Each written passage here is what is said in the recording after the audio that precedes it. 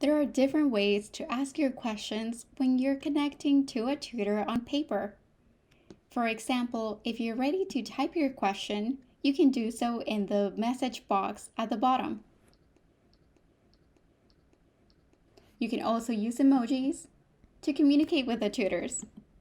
They're very friendly and they'll also use emojis with you. If you have any pictures, screenshots, or files of your assignments, you can upload those by clicking on Send File.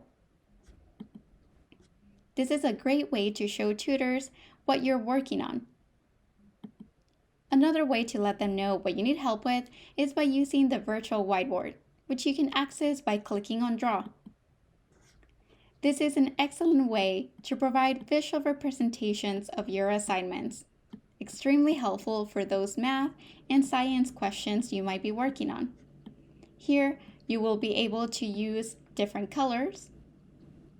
You can erase and also upload pictures through the virtual whiteboard to show the tutors what you need help with.